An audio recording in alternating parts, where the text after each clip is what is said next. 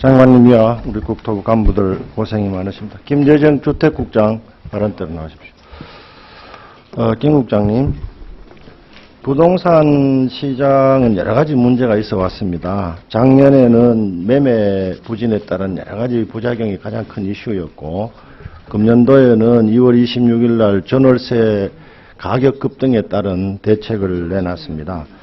또 그 외에도 재개발, 재건축이 안 돼서 도심이 공동화되거나 지역 주민들의 민원이 심화되고, 또 어떤 경우에는 집을 사려고 해도 돈을 빌릴 데가 없어서 집을 사지 못하는 문제도 있습니다. 작년 4월 달에는 매매 부진에 따른 각종 재반 문제가 가장 큰 이슈였고, 금년 2월 달에는 전월세 가격 상승이 가장 큰 문제였습니다. 지금 현재 가장 큰 문제는 이 네 가지 중에 어느 것으로 보고 계십니까? 저 복합적이라고 생각을 합니다. 부동산 거래가 아직도 충분치가 않고, 그 다음에 지금 매매 수요가 전세 월세로 돌아감에 따라서 지금 전세 월세 시장도 불안하고, 이런 사항들이 여러 가지로 복합적으로 작용하고 있다고 생각을 합니다. 복합적으로 작용한다면 정책의 포커스는 어디에 맞춰 있습니까? 저희가 양쪽에다 초점을 맞추고 있습니다. 지난 2월 26일 날 정부가 마련한 전월세 선진화 대책은 엉망진창이 되어버렸습니다. 일주일도 안 돼가지고 그 문제점들이 드러나서 또 보완 대책을 만들었고, 그 보완 대책은 더 큰 문제점을 노정시켰어요.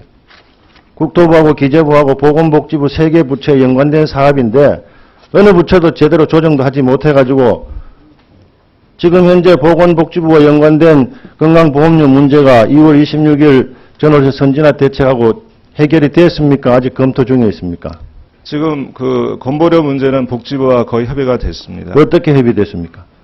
2천만 원 이하 분리과세의 경우에는 피부양자 자격을 유지하는 방향으로 됐기 때문에. 그게 타소득과의 형평성 문제 때문에 그게 가능하다고 봅니까? 정부 방침으로 결정됐어요? 아직 확정되지는 않았지만 복지부의 긍정적인 답변을 받았습니다. 그 문제는 그렇게 간단하게 해결될 문제가 아니에요. 그래서 정부 정책을 만들 때는 충분히 협의를 하고 그 정책 시행에 따른 부작용이 뭔지를 깊이 생각을 해야 됩니다. 그 건강보험료 문제는 그렇게 간단하게 해결될 문제가 아니에요. 지금 일부 의원님들께서는 분양가 상한제를 왜 폐지해야 되느냐에 대해서 기본적으로 이해를 잘 못하고 계신 분도 있습니다. 묻겠습니다. 분양가 상한제가 존재함으로써 발생되는 문제가 구체적으로 뭡니까? 여러 가지가 있는데 중요한 건 말씀드리면은 일률적으로 분양가를 규제하다 보니까 다양한 형태의 주택 공급을. 김 국장님. 예.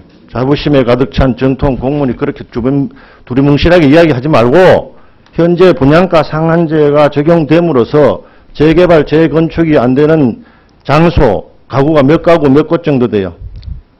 뭐 서울 지역이라든지 몇 군데 그 분양가 상한제로 인해서 재개발 재건축에 문제가 몇 군데라고 대답하면 안 되죠. 정확한 수치는 파악을 못하고 있습니다. 분양가 상한제 문제가 3년 넘도록 이야기가 되고 있는데 그 정도로 실태 파악이 안 돼 있다 이거요? 분양가, 다시 묻습니다. 분양가 상한제로 인해서 재개발, 재건축이 안 되는 장소와 가구는 계략적으로 몇 가구 정도 돼요? 죄송하지만 계략적인 아주 파악은 되지 않고 어떤 심리적인. 지금까지 정부는 분양가 상한제가 실질적으로 큰 효과도 없고 계력과 같은 제도이기 때문에 폐지해도 큰 문제가 없다 이렇게 설명을 했죠. 예, 그렇습니다. 사실과 다릅니까? 사실입니까? 이 제안으로 인해서 실제로 재개발 재건축이 이루어지지 않는 것도 사실이고요. 그 다음에 지역에 따라서는 실효성이 없는 것도 사실입니다. 우리가 온몸 중에서 손가락을 다쳤으면 치료 대상이, 즉 정책 대상이 손가락입니까? 온몸 전체입니까? 예, 손가락입니다. 당연히 그렇게 이야기해야지. 온몸 전체로 이야기하니까 많은 분들이 필요 없는 제도다. 그런데 또 한편으로는 필요 있다. 이렇게 이율 배반적인 논리를 전개하고 있어요. 그렇습니까? 그렇지 않습니까? 예, 맞습니다. 정확하고 확실하게 이야기를 하세요. 이 제도를 시행을 하게 되면은 어떤 장점이 있고 어떤 단점이 있다. 거꾸로 묻겠습니다. 2월 26일 날 선진화 대책했을 때 그 대책의 근본 목적은 전세나 월세 사는 사람들에게 혜택을 주기 위한 제도였죠. 예, 맞습니다. 결과는 어떻게 나왔습니까? 전세나 월세 주는 사람들이 소득원이 노출이 돼가지고 그 사람들이 소득세는 물론이고 건강보험료까지 물리게 돼 있죠. 예. 재건축 초과이익 환수제에 대해서 묻겠습니다. 금년 말까지 유예돼 있죠. 예, 맞습니다. 지금 당장 법안을 처리해야 될 이유가 뭡니까? 우리 취득세 감면도 마찬가지고, 연말까지 의사결정이 되지 않을 경우에 사업이 갑자기 몰려서 이주 수요가 늘어나서 예, 전세난이 촉발되는 이제 그런 것들이 있습니다. 이 법이 연말까지 처리가 안 되면은 내년부터 당장 이 재건축 초과 이익이 징수가 되죠. 부과가 되죠. 예, 그렇습니다. 부과 대상이 몇 가구 되고 얼마 정도 됩니까? 부과 금액이. 최대 저희가 추정하기로는 350 단지 정도 되는데 다만 3천만 원 이상의 초과 이익에 대해서는 부과를 하기 때문에 정확한 그 가구 수라든지 금액 추정은 이 좀 법이 어려운 제정된 2006년 이후 지금 8년 가까이 됐는데 4건이 부과돼서 3건만 징수를 했죠. 9천만 원. 예, 맞습니다. 그 이유가 적용 대상 자체가 적어서 그렇습니까? 아니면 적용 대상은 많은데 징수 금액이 3천만 원 이하가 많아서 그렇습니까? 2006년도 이후에 부동산 경기가 침체돼서 일단 사업이 많지 않은 이유가 있고요.